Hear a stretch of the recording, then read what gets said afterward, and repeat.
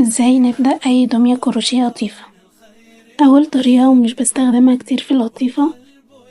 هو إني بعمل دايرة سحرية،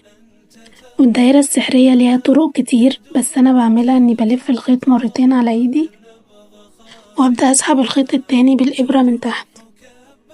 وفي الجزء ده ببدأ أعمل 6 غرز حشو اللي هي سنجل كروشيه واختصارها في الباترونات الأجنبية SC، وبعدين أشد الخيط وأقفل الدايرة بتاعتي.